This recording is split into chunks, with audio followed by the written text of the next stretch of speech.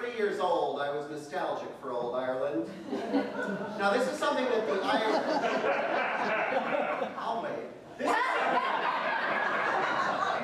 This nostalgia of the American Irish is something that the Irish, and by that I mean people actually born and reared in Ireland, don't understand. When we finally get over there and refer to ourselves as Irish, they think we're assholes. But they don't understand that in Chicago, or at least the part of Chicago where I'm from, first thing any kid asks another kid is, what are you?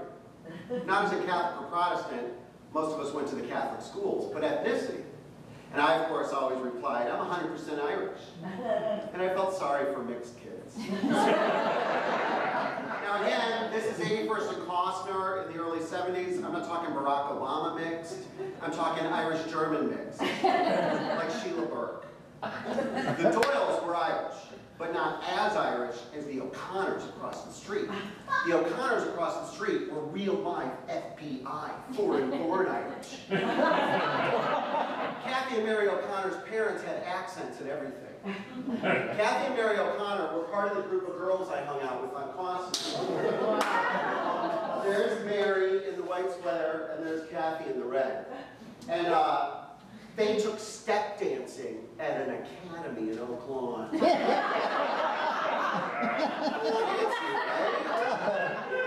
The same academy, P.S. by the way, where a young Michael Flatley was taking step dancing.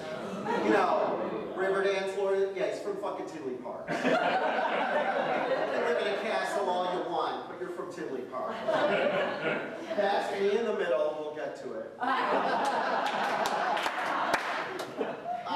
That's Sheila Burke right next to me, to my right. We got married when I was 6 and she was 7.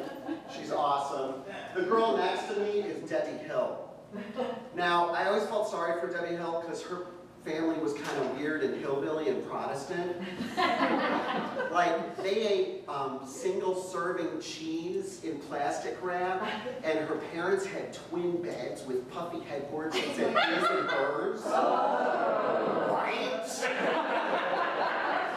And they went to church in a hotel.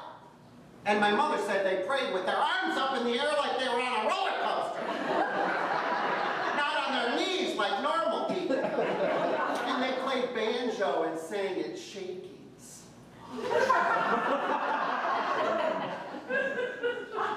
Debbie is now I'm not kidding, the head of the Will County Tea Party.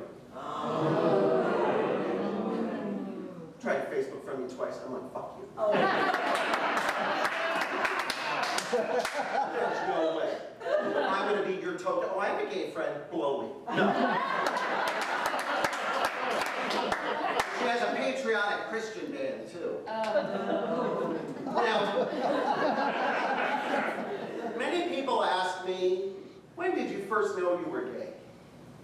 I think the question in this picture is, when did everyone else first know? If you'll notice, first of all, it's not my birthday. But I thought I'd sit in front of the presents anyway. And I have a sweater over my shoulders, in case I got a little chill. Casual, thrown over. You can't teach that kind of fashion.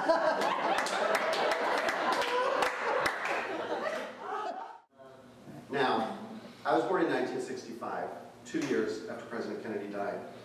But no one, no matter who was in office, was referred to as the president in our house, other than John Fitzgerald Kennedy, our nation's first Roman Catholic president. I kind of thought we were related to the Kennedys because there were pictures of them all over.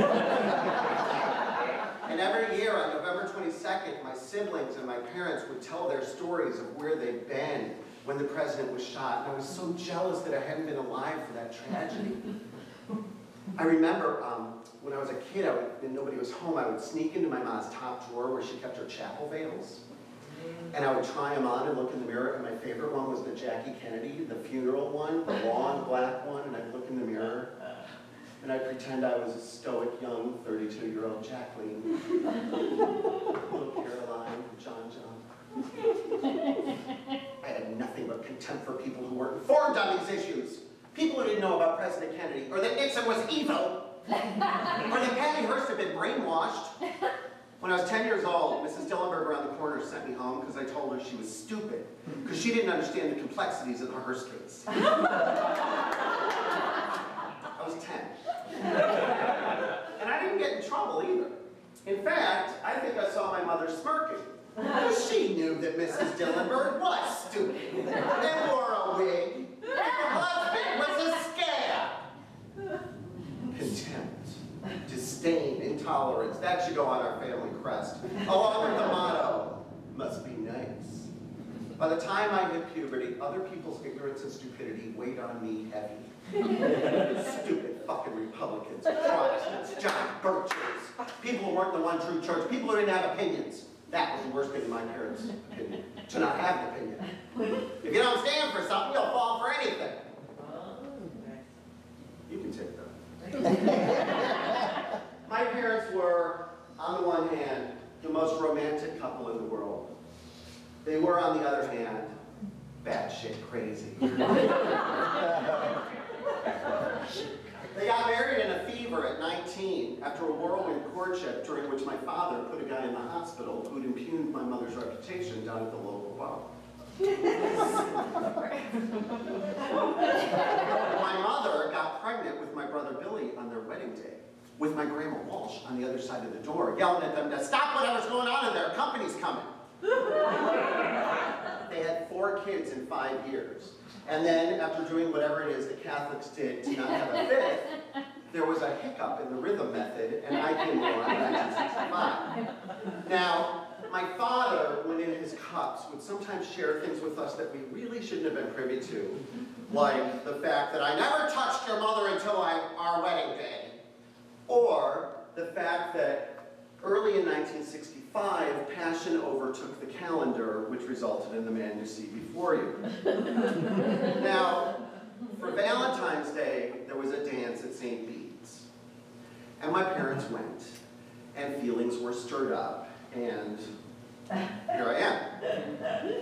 But it must have been a hell of a dance, because I know for a fact there's a 6th Clausen kid because of that exact same dance.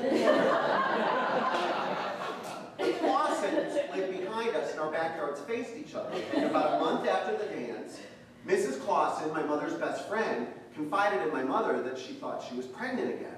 And every day my mother would check with her if she got her period, and Mrs. Clausen said, no, she was up the pole yet again. Then, a few days later, and this was relayed to me by Mrs. Clausen herself, my mother told Mrs. Clausen that the magic of St. Valentine's created life in the Doyle house as well. And that's how my twin sister, Joan Clausen, and I came to be born, 6 hours apart, but on different days. And she's a lesbian.